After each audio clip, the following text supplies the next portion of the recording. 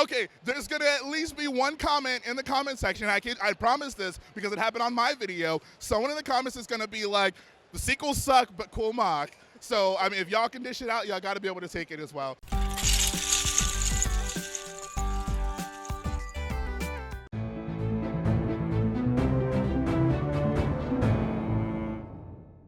Hello boyos, Rich Boy Jhae here, back again with the Beyond the Brick video, and today I'm here to present to you my Starkiller base build.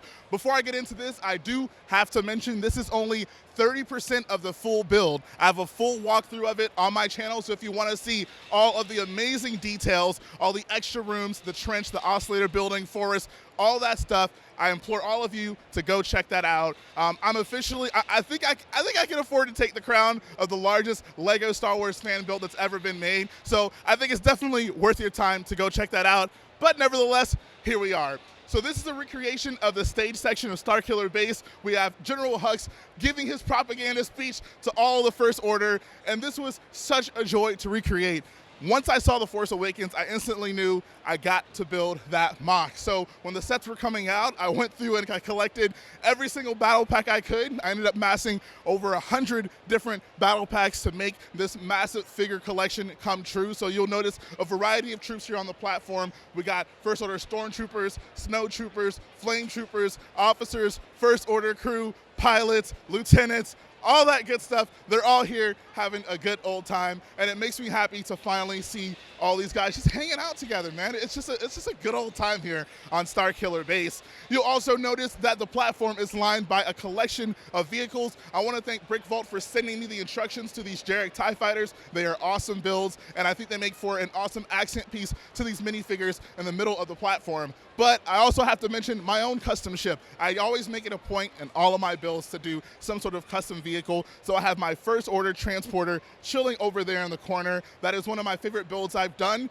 It's one that is fully snot all the way around, so the design is constructed in such a way where I try to expose the fewest amount of studs. And of course, it has a full interior. You open it up, there's at least, I think, 20 minifigures that can fit into it. So a lot of effort went into not just making this a big build, but also filling in all the little details. One of the things that I took most pride in were the snot details in the platform here. You can see that we have some snow that form essentially crosses here, and this isn't something that I just made up. This is actually something that's accurate to the scene in the film. So if you go and you look at the platform, you go ahead and pause those scenes, you'll notice a lot of these patterns right here. And I mean, this could have easily just been, you know, a bunch of minifigs standing on a gray platform, but I took that as an opportunity to incorporate some details that I maybe wouldn't have incorporated before. So that's why I went out of my way to have such an somewhat elaborate detailing when it came to the snow crosses right there. And even with those little elevators up front, you can see that in canon, they're actually supposed to go into the table. I went ahead and filled them in with black tiles to give the illusion that they're a little bit deeper than they actually are. And I think those came out well. I really do appreciate how they kind of were consistent with the Death Star wall styling in there with those white bars that go across it. And that type of design is actually continued through the bottom half of the stage portion right there. You can see those little sections that jut out of the very bottom of the stage. That also has the light pattern on the bottom. So speaking of stage, let's talk about that. That's obviously the main appeal here. Even though I built this, I sat there and I placed every single brick here. It is still surreal to see the size of this thing. It's like the size of a small couch. It's like, it is absolutely massive. And I think that that was super important to capture with this scene because it's a massive building in canon. You look at something like this, and I mean, LEGO minifigures are pretty small, but they look minuscule when you compare them to the holistic display of the stage area right there. You notice there's a giant First Order banner hanging there. That's actually a custom decal that I had made. A lot of people tell me I could have done it with pieces, and I think I probably could have, but I think it was really important to me to have it look smooth and crisp and perfect. Plus, I mean, stickers come in LEGO sets anyways. It's not like I'm breaking any real rules here, but I'm actually super happy that I did it that way because one, that logo is so recognizable as part of a scene, and I think having that be such a clean part of it just makes the build that much better. What is the construction like on that? Are those kind of flexible banners hanging down there? Not intentionally in any way. If you'll notice, if you attach a bunch of Lego plates together, eventually after a while they'll get kind of a curve just because of just how the pieces fit together. So that wasn't something I intentionally did. It just kind of happened that way. But it actually does kind of work. It gives them like a flowy type of look, which I think was actually really cool. But if you'll notice on the outside of that, the banners are bookended by 2 large turbo lasers. Those were massive builds. I think those are probably at least 1,500 pieces each. And I want to say building one of them was fun. Building the second one wasn't as fun because it's just one of those big, monotonous, like repeat builds that, I don't know. I mean, it's all great too. It's one thing to do a bunch of small assemblies and repeat them, but when you know, basically building a 1,500 build twice in a row, it can become a bit much. But to kind of spice up that process, I went ahead and tried to vary some of the greebling on the side. So you'll notice that the detailing on them are not exact in any way. I wanted to make sure that it looked organic in the build. So the snow detailing is different, and there are also some minor differences when it comes to the greebling on them. But they're massive. Getting the cannons to actually stretch out and not sag considerably was quite the feat, but I do think that it came out really well, and they're the perfect accent pieces to the big banners in the middle. If you look at the scene in Starkiller Base, the stage actually goes on probably like 2 more tables in either direction. So it was really, a matter of me trying to figure out like what details are essential to capture in just this one space right here. So the banners, of course, were the centerpiece. The 2 turbo lasers, of course, were super important to incorporate, and the mountains as well. I think that having those snow-covered mountains on the outsides of the stage it includes so much color to this, right? Because otherwise this would be a mostly grayscale build, of course with the red banners, but having the white there I think is just the perfect accent piece to kind of I don't know, surround the mostly grayness of the build. So that was quite the ordeal to get here. Most of the mountains survived, but the one on the left side just completely fell apart, which is super unfortunate. So believe it or not, I spent most of my time setting this up just rebuilding that mountain. I don't ever want to rebuild a mountain again, and shout out to the people who helped me rebuild it. So I had to also highlight the main area where Hux is giving his speech, because that's something that I took a lot of pride in recreating as faithfully as possible. For the most part, the correct number of officers, snowtroopers, and Phasma are up there, and that was just super fun to me because like it's not often you get to recreate a scene so perfectly. I mean, because if at any other scale this really wouldn't be possible, but the fact that I did build this big meant I get to have the correct number of people up there. You notice a lot of variation in their faces to insinuate that they are in fact different people. They're all very special people, and there's the correct number of troops up there as well. So this is obviously a massive build, and it took a lot of time to get to this size, but one of the things that I always try to challenge myself with is to build something that isn't just massive, but incorporates as much detail as possible. Rather than this just being a big build, I wanted it to be something that people look at, and every time they look at it, if they're willing to look close enough, they'll notice a new detail, and that was something I think I've achieved here, especially with the feedback that I've gotten here at the convention. It's just been amazing. So now let's get to the fun stuff. There's a considerable amount of Easter eggs in this. There were a lot more Easter eggs in the full build, and obviously I couldn't bring that full build here, so I figured why not throw as many of those in here as possible. So if you notice next to the left turbo laser, we have Jar Jar Binks from the Bombat Bounty doing a little bit of a cleanup job. Starkiller Base is not easy to maintain, especially since FN 2187 left the First Order. There's not really much by way of sanitation on Starkiller Base, but Jar Jar, being the bestest boyo that he can be, he stepped up and he fulfilled the void, and he's keeping Starkiller Base pristine. You'll also notice, and this is one that I haven't seen a lot of people notice, by the left mountain, there's Gary the Snail just chilling on Starkiller Base, because why not? If we come back over to this side, on the right side of the mountains, we can see a group of chickens. Look at all these chickens. I was wondering about those. Yeah, there's no particular reason for that. JB Brick Fanatic just said, why not add chickens? And I was like, bro, like, why not add chickens? But wait, there's more. If we come around to the right side of the build, you can see that a few of the interior rooms did actually survive, which was super cool because most of the rest of the build got destroyed. But here up top, we have a hallway, and Mickey Mouse is hanging out. He just purchased Lucasfilm. He is cashing out right now, so he's super excited just to be living life, profiting $4 billion. That's crazy. Down below him, you'll see there is a trash compactor scene. This isn't something that was depicted in the film, but it is mentioned, so it's super important for me to add that in. And you'll notice some familiar faces in there. We got Captain Phasma in there, we got the Jawa in the background, and then I gotta give a warning, guys, because this is not for the faintest of hearts. If you look very closely at the bottom right corner, you will see Bulio's head. Rest in peace, Bulio. You meant a lot to all of us, and if there's one thing that's super important to me, it was to commemorate you in this build because you're the reason that all of this is possible. Very important. Absolutely.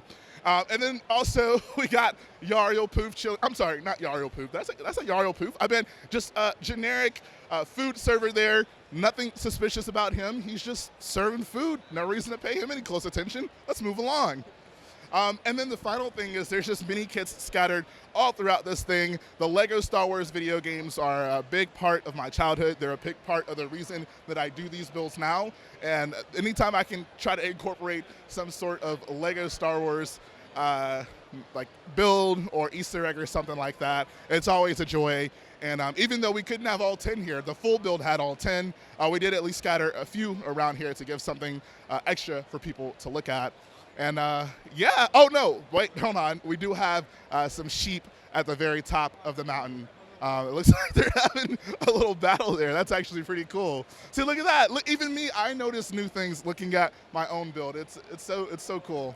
When the build is this big, it's easy to lose things. Yes, it's easy to forget about things. Like, I had a lot of help with setting this thing up, and because I did a build series all along the way, a lot of my friends kept up with that, and they kind of knew my intentions for a lot of the sections. So there were some details that I knew I wanted to incorporate and set up at the convention that I didn't really remember because I set those things years ago. But I had people like, oh yeah, you wanted to pet this figure here, or you wanted to do this scene here. So it's really cool that people can get so invested in my build and sometimes even know more about it than I do. So talk a little bit more about that build series for people who haven't seen your YouTube channel or kind of your work online. What is that process like? Because this is a span of years you were working on this full build. Yes, this is a 2.5-year build. That is the longest time that I've really been committed to anything. And I basically just every week, for the most part, every Sunday, I recorded all the progress that I got done during the week, and I showed people just how you get to this point. A lot of people aren't building this big, and a lot of people aren't necessarily privy to how things like this come together. So every week on my channel, I made it a point to show people, you know, just the steps that it takes to get to this point, because even though this is a big build, there are a lot of small components that help it come together. So those things, breaking those down, like for example, how I built the turbo laser, or how I designed that first order transporter like that, those are all equally components that contribute to this big build right here. And this is something that I'm always doing. Even though this build has come to a close, I will be doing another build series on my channel. So if you guys are looking to dive right into some LEGO building action, I got you guys covered. Yes, definitely. Check out the channel there. So talk about kind of the structure of builds of this size. How do you, number one, put these together in the first place, but then also moving these to show? As you said, I think part of the mountain kind of got destroyed in transportation, so I'm sure that's a very difficult logistical process. Absolutely. So this build, when I first started it, was not really intended to move anywhere other than downstairs in my house to make a full video. I was very ambitious with the time I thought it would take me to finish it. So when I first started the build, I was like, okay, I just need to build it in such a way where it can fit downstairs. So a lot of the platforms that the minifigs are standing on are just base plate size, so those actually come apart pretty easily. And the stage section actually splits apart into 5 different sections, and then the big box with the banners on it just lifts right off of it. So a lot of it was actually just very modular. It was convenient that I did design it that way because I wasn't, you know, stuck in the room that I was in. And that did allow me later on, once I realized, oh, I'm not going to get this done anytime soon, to kind of sync up the time with a convention to be able to travel with it places. Now, as you mentioned at the very beginning of the video, this is only about 30% of the total layout. So if you can, give us kind of a run through of the rest of this build that you had on display at the Brick Rodeo show. Absolutely. So the rest of the build is comprised of so many different sections. It's hard to figure out where to even begin.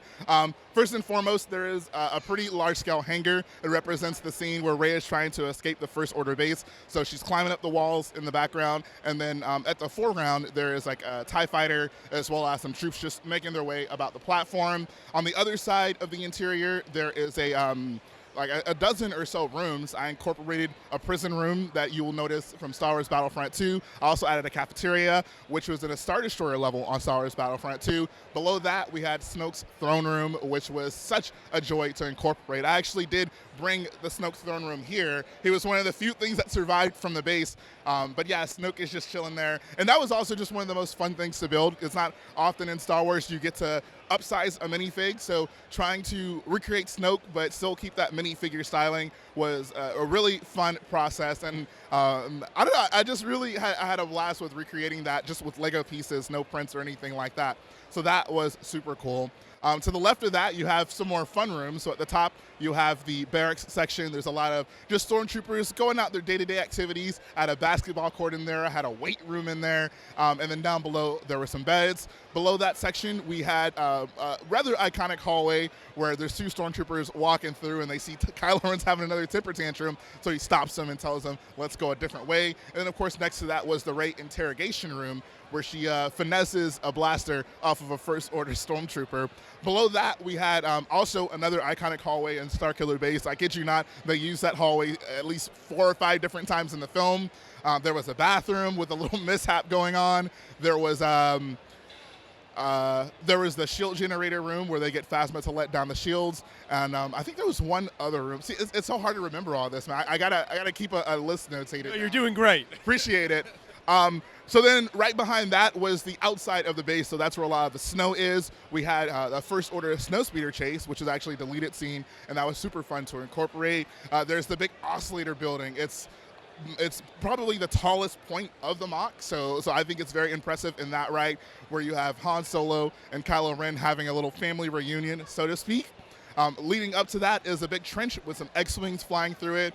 There's also a dogfight with a TIE fighter and an X-Wing happening right outside the base. And then finally, at the leftmost portion of the build, there is a forest where the final meeting between at least Rey and Kylo Ren, at least in this movie, happens. And yeah, it's just so much, man. And naming all this stuff just really reaffirms why I did this build. It's really the best of all worlds because I got to incorporate, the big minifig army on one side. I got to build a lot of First Order architecture. I got to build a lot of natural landscapes like the snow, like the mountains, and like the forest on the other side. And I got to build a trench with actual minifig scale vehicles dogfighting in the MOC. So like as a builder, like it's a dream. You get to build almost every aspect of Star Wars. So that was one of the biggest joys of doing this MOC. Yeah, I love your passion that comes through for all of this build and building just Star Wars in general. That's something I've always loved when talking with you about your builds here. One interesting thing about this, though, is you chose to build, you've built several builds now from the newer trilogy, the newer Star Wars movies, which are very controversial. A lot of people aren't as big fans of those as some of the older ones. Absolutely. So what about those movies kind of appeals to you and makes you want to tackle these massive projects? One of the things that appeals to me most about those movies is that they're not boring. Unlike a certain other group of Star Wars films out there, they do not put me to sleep. They have actors who act. They have lines that make sense. Oh boy, I feel like I'm going to need to cut you off. You might be alienating some viewers right now. I mean, I don't know. I've been Hey, if you guys can dish it out, okay, there's gonna at least be one comment in the comment section. I promise this because it happened on my video. Someone in the comments is gonna be like, the sequels suck, but cool mock. So, I mean, if y'all can dish it out, y'all got to be able to take it as well. No, it's all love. I mean, I am a Star Wars fan. I do love Star Wars. Even though those movies don't really appeal to me, there are still a lot of things that I take from those and that I do want to build. Like, I don't just avoid them, building them. There's plenty of stuff that I'd love to build from those films. But these movies in particular, this is the first time as an adult that I really got to get caught up in the magic of Star Wars. Like, the lead up to The Force Awakens is just one of the most exciting parts of my life because it's new Star Wars, right? It's new characters you have no idea about. It's a big blockbuster movie that's coming out. You kind of get caught up in the anticipation, figuring out who's going to do what place does each person play in the film. And it was just the perfect storm of inspiration when it came from those films and from the Lego perspective, with the big marketing push they put behind that. There's a whole new slew of minifigures, slew of vehicles. It was just all very fresh, and it really motivated me to build those things at a large scale. Yeah. No, I can totally see that. You're right. There was a lot of anticipation, so it was an exciting time to have the new Star Wars movies coming out. Well, this is such fantastic work here. Thank you so much for all the effort you've put into building it and then bringing this to different shows now. So do you have any plans for the future in terms of a next build or what you might be thinking? My next build is a secret. But all I'm going to say is that all the people who I may have offended earlier in the video, I think you might appreciate my next build. That's all I'm going to say. Okay, it's a redemption tour for Exactly. you. Yeah, it's my redemption arc. This is my first order transporter. I believe it's around 2,000 pieces. It's pretty close to minifig scale. One of the things that I take most pride in with this build is that it's mostly snot all the way around. So I spent a considerable amount of time working on the detail on the bottom of this thing. So that was super important to me. We got the landing gears that are actually somewhat functional. The ship can sit on them. And yeah, this is a super fun build to do. It's obviously very gray, which a lot of people might kind of be turned off by. But I don't know, I think that kind of makes it look unique for that reason. That made a lot of the greebling easy to source because it was just all the same color. That worked out pretty well. I'm gonna go ahead and set this bad boy right here down and we can check out the inside. So the top layer here just peels off like so. And then this back part also peels off here. So it's empty right now, but I included those studs on the bottom so you can accommodate minifigures. There's also some clips on the side if you want to incorporate some weapons, just a weapon rack right there. And the main door on the front does actually come down, so you can recreate the iconic scenes where the stormtroopers are just running out of the build. And yeah, this is one of the builds I feel a lot of people don't really know just because it almost gets hidden in this large build. It's not one that I really highlight a ton, but I think it's still a really cool build nonetheless. There's also a little top hatch here, so you can set a minifigure up there to man that weapon right there. And then there is the cockpit right here, if I can remember what part of this comes apart. Like I said, I built this so many years ago. But yeah, the other side, you can see there is space to accommodate a minifig in there to pilot this beast. I love builds like this that both look great from the outside and then also have all of this interior room, so it's very playable from that perspective. Yeah, I think one of the pleasant surprises about this is the stark color contrast from the inside to the outside. Like, I think when you build something like this, oftentimes the walls on the outside kind of are the same wall on the inside, but I wanted to make it a point to have the inside be, you know, this dark gray color all the way through it, and I think that actually worked out very well.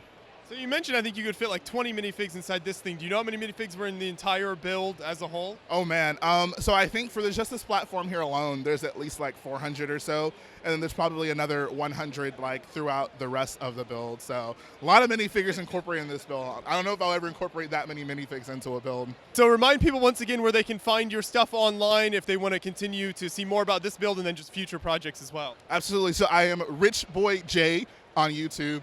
I do lots of large-scale builds. I'm not. If you're so offended by the fact that I'm building sequel stuff, I'm not just purely a sequel builder. I build all parts of Star Wars. I'm excited by all parts of Star Wars, and I'm always trying to push the envelope, right? Like, obviously, building something like this, that's a certain standard for me, and I don't know how I'm going to top it, but I'm definitely going to try. I'm going to try to, even if my next build can't be this big, it'll at least incorporate, you know, more detail. It'll incorporate more interesting shapes. Just anything I can do to just recapture what I see on screen. That's always the most important thing to me. Whatever you felt when you saw these scenes, when you were sitting in the theater for the first time, I want all those feelings to come back whenever you sit down and look at some of my builds. So yeah, Rich Boy Jhae on YouTube, Instagram as well. I'm always doing some sort of build series. I'm always building something. So I think if you're a Star Wars fan, you're a LEGO fan, there's always something to appreciate on my channel. Yeah, very exciting. We'll make sure to put a link to Jay's channel in the description of this video, along with links to the other videos that we've done with you over the years, because you have done some fantastic work. So if you haven't seen those before, make sure to check all of that out. Thank you so much for taking the time to give us the full tour today. Absolutely, man. It was always a pleasure.